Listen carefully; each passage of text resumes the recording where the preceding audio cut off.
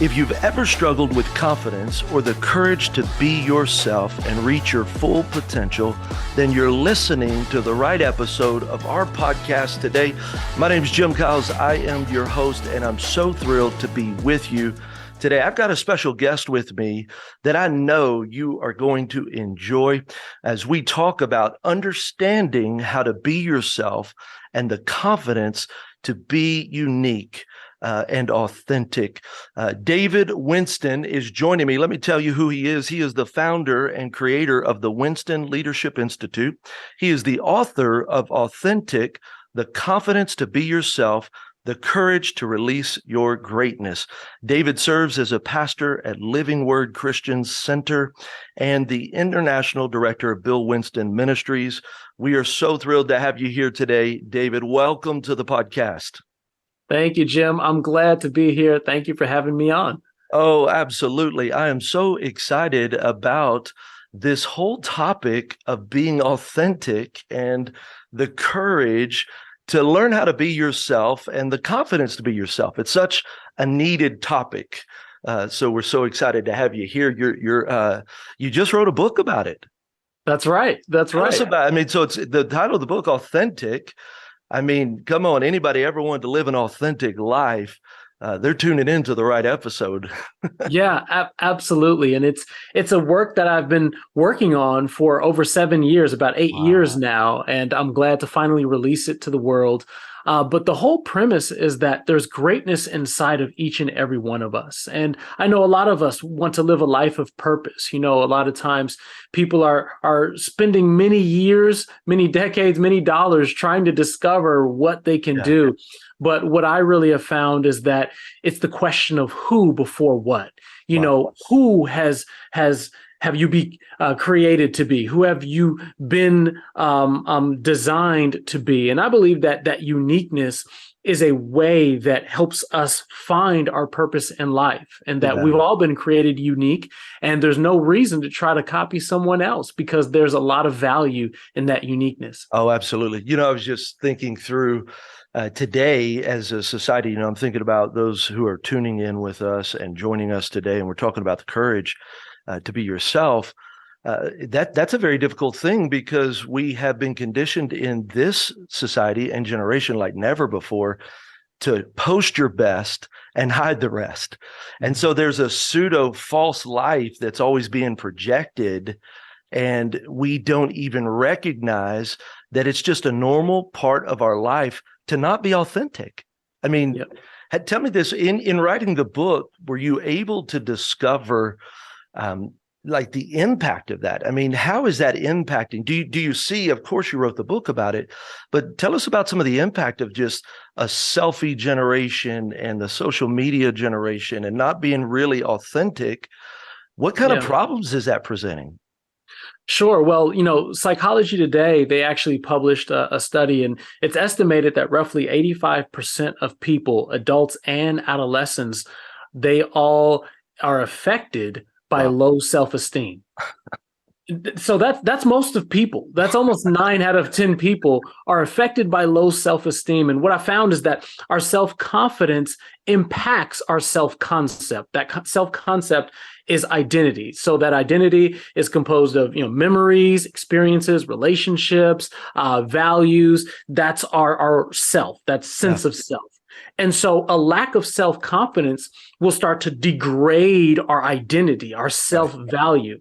And even, you know, I think it's Abraham Maslow, how he had the Maslow's hierarchy of needs, right? And so at the very bottom, we have food and air and water.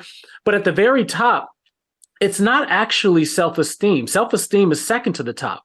But at the very top is self-actualization, the realization of a person's potential and the desire to become the most that one can be. And what I've found is that when self-confidence is garnered from outside sources, it's like it's almost like built on a sand, right? It's like building a house on sand, and it's something that won't last. And you need to continue to prop it up for it to be able to stand.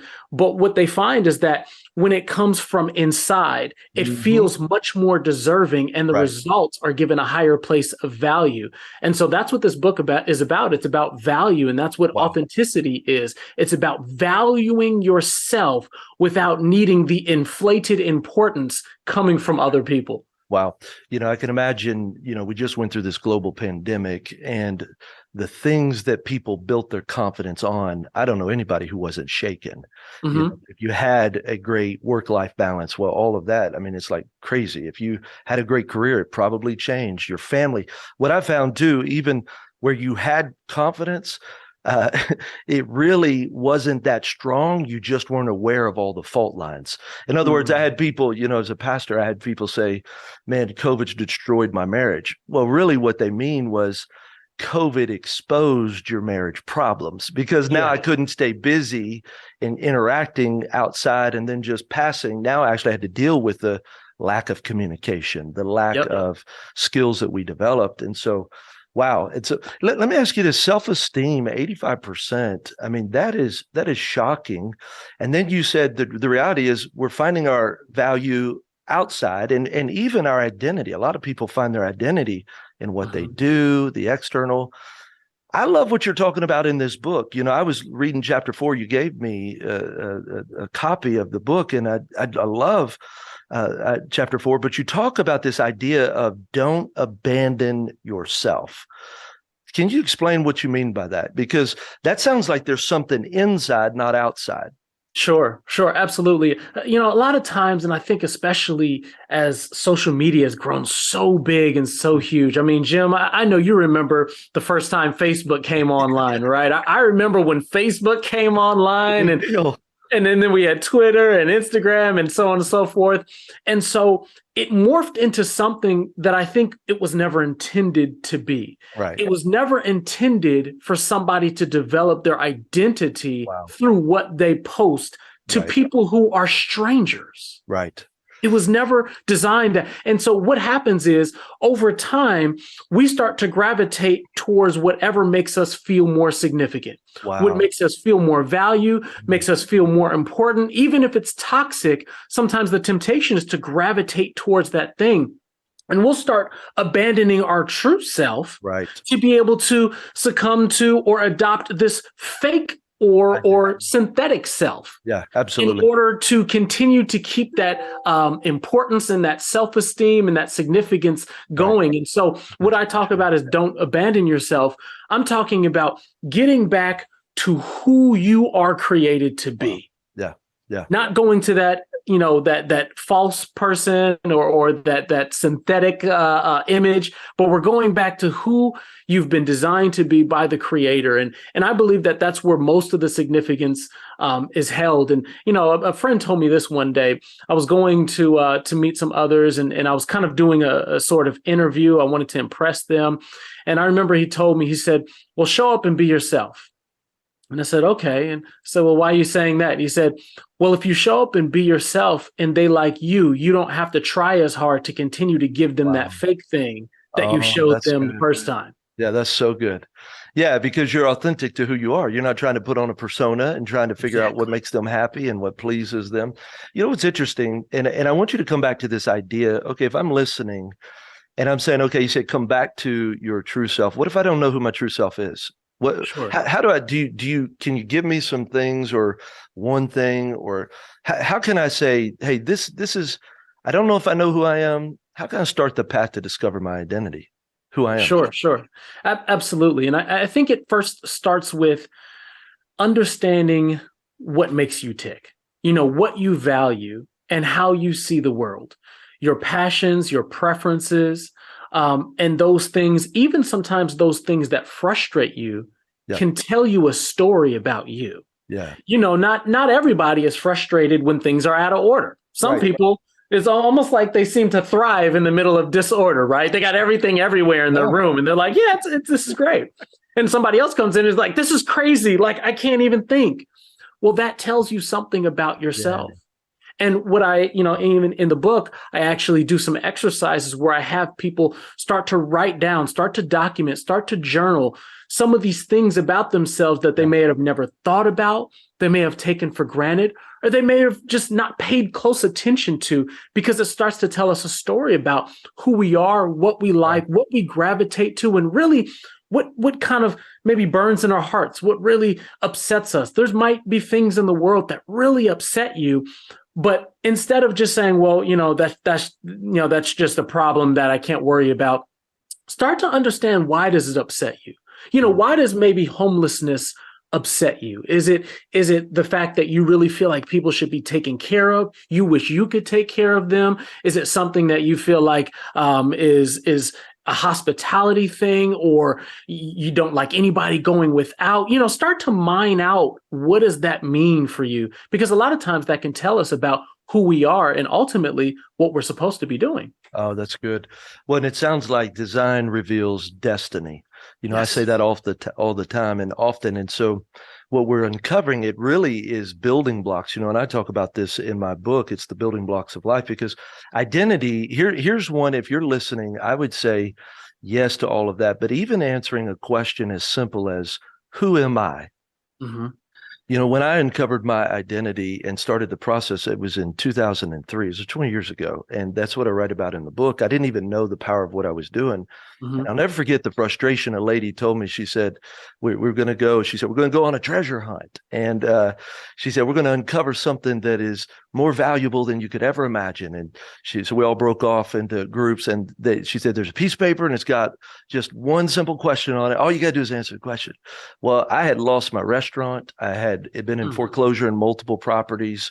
I was in a season where I was faithful, but walking through the fire. And so I was angry with God. I'd done everything right.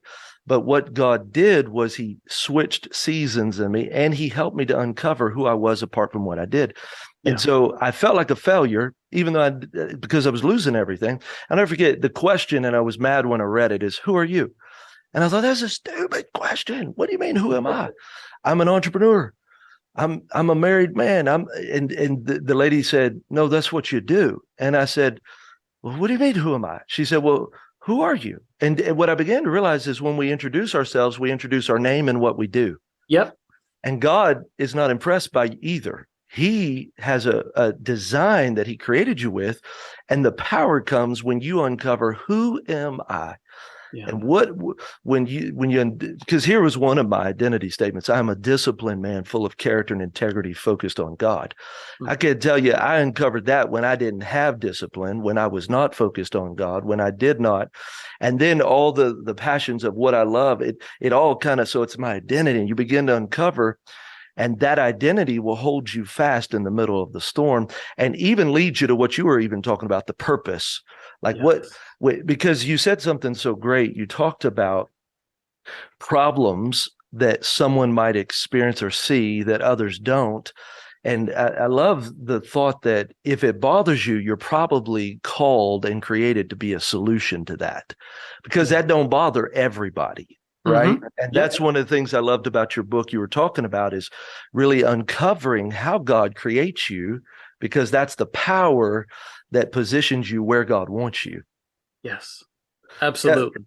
Well, and I love that. Tell me a little bit about, discipline in the waiting room. I think it was chapter 5, because we're uncovering our identity. We're uncovering the things that bother us, the things that make us come alive. We're on a treasure hunt. Mm-hmm. Now I start to uncover that. Does that mean instantly I go to where I'm supposed to be and what I think I'm called to do? Now, wouldn't that be great if all of us could instantly go to exactly what we found that we're good at or we're passionate about? Can you imagine how many books would immediately flood the Amazon market? Oh, I mean, my goodness. Yeah. But that's not how things are. No. And I know the popular saying, we live in a microwave culture, right? Where people want things now. And I think that the algorithm on TikTok doesn't necessarily help that cause, because, you can put up something and not have a big following at all. And all of a sudden, 2 million people have watched it. It's trending, And if we're not careful, we'll let that kind of thinking seep down into our subconscious to make us feel entitled to success. Wow. That just because I posted something, or just because I did this once, why isn't everybody buying it? Or why can't I make it here, do this, or make it big? Wow. But the thing that I'm always reminded about, Jim, is that a lot of people who have been successful in their field or industry, a lot of them have been doing what they were doing for years. Wow. Say that. Before they made it big. That's right. For years, they were making music for years. They were practicing their craft for years. They were doing this, doing that. And then what happened was they happened to get an opportunity to maximize on what they had mastered. Wow. Wow. That's powerful. Say that again. They had an opportunity to maximize on what they had mastered. Yeah. Yeah. You listening. That's gold right there. That's right. But you had mastered it. Yes. So there's discipline in the waiting room. It's like, man, I'm reminded of the story of David in the Bible. He was anointed king, but could you imagine David in today's culture? He'd be like, all right, I need to be Insta famous already. I was anointed. Absolutely. I'm done. And give me the blue check mark. Yeah, ready. Give me the check mark. Let me monetize it, Yeah. But the thing that I find interesting, and I talk to all the leaders that I get to mentor and the people, and I say it often, is David didn't go looking even for the palace once he was anointed. He stayed faithful in the field.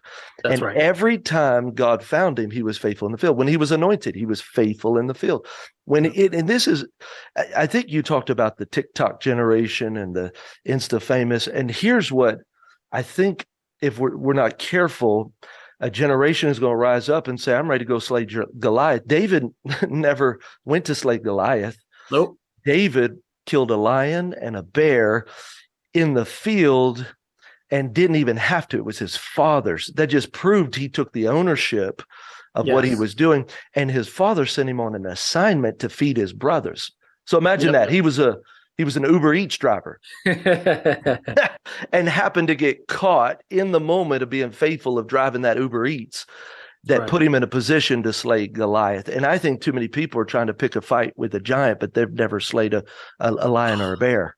And Jim, you're so right on. I actually talk about this in the book, because I talk about that story of David and Goliath, because the only way that David could get victory against the giant was to grow in obscurity. Be able to master what his craft was in obscurity. And, back then in those times, shepherds often used slings and stones as their primary weapons. Right. And sometimes if they got good enough, they would be used in battle. They were called slingers. And so the way that David can, defeat all of these beasts was because he learned how to be an experienced slinger in the midst of obscurity. Wow. He's out there keeping sheep. Yeah. And that's the one thing that was needed to defeat Goliath, even in the midst of hundreds of thousands of trained soldiers. Wow. He had the thing that set Israel free. He mastered his craft. He mastered his craft in obscurity. In obscurity, when nobody was looking. And I think that's where the character and integrity can be bypassed by the highlights of social influence and media. It's like, where's the character? Like, show me the back end of their life. Are they, because then here's what I also believe too. I think the enemy will put you in a place of prominence before your character will be able to keep you. And where we see it as a fast track to success, God sees it as a fast track to failure, because you won't stay there. You're not going to stay there. Yep. So it's so important. And then it's just the discipline of saying, I'm not moving. And you and I talked a little bit about there's a whole trend. I think it was the Harvard Business Review talked about the Great Resignation, and where we've got a nation full of people that are all resigning. And I'm not saying that I think it's bad or good. I think some people needed to resign. They're in toxic environments. But I could tell you there's been moments where I wanted to resign, and it was like, God said, no, don't resign. Stay. That's where I've called you. And so the faithfulness of doing it when you didn't feel like people validated you, when you didn't feel like anybody saw you, when you didn't know if it was making a difference, and the tenacity and the grit to say, I'm not coming off of this regardless. And that's what builds the character to stay where God has created you to be and where he wants you to go. Hey, let me do this as we're wrapping up towards the podcast, but we're talking about confidence and courage to be your real self, your authentic self. Can you give us some steps, some tips? I'm listening. It's resonating. I want to be authentic, identity. Can you give me some tips and steps if I'm listening that I could walk away with and say, I'm going to build my confidence, and the courage to be myself, my authentic self. Sure.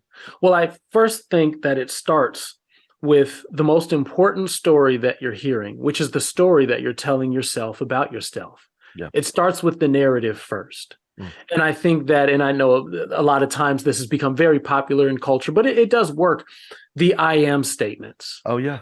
I think that as we discover who we are, the I am statements help us to be a catalyst to push us forward. You know, I wrote this book, and this is my first solo book, but I didn't feel like much of an author before. And, you know, Jim, I've actually been making a statement. I have, some declarations that I say. And I say that I am a gifted author. Yeah, That's one of my declarations that I say years before I ever wrote a book. I might have been in the midst of trying to write some stuff, but years before I released it, that's what I had to say about myself. And I think the first thing is, what are you saying about yourself? Maybe if I could back up just a second, I think even before I get to those statements, I have to stop devaluing myself. Oh, that's good. I have to stop wishing I was. I have to stop wishing I was someone else. Wow. Because the quickest way to devalue something special is to compare it to something else. Right. I have to start taking pleasure and pride in my uniqueness. Yeah. Hey, maybe I'm not like him, but I'm like me. That's right. And so starting with those declaration statements, I think is first. Also, I think putting yourself in position where potential could come out. And what I mean by putting yourself in position is, you just talked about it. Things like work or school or projects or different things and different endeavors that we're in. Sometimes they become hard or taxing. And our first thought is maybe to be evasive, right? To leave, to try to get out. But what I say in the book is that until pressure is applied, potential remains hidden. Wow. Say that again. Say that. That's great. Until pressure is applied, potential remains hidden. Oh, that's great. And potential is hidden ability. I like to say it's unused success and hidden greatness. Wow. And you can always do more than you think you can do. Yeah. But you have to put yourself in an environment and in situations that actually draw out that greatness inside of you, that put a demand on you to do more than what you feel like you can do. Now, I'm not trying to include or encourage anybody to suffer burnout or overload themselves.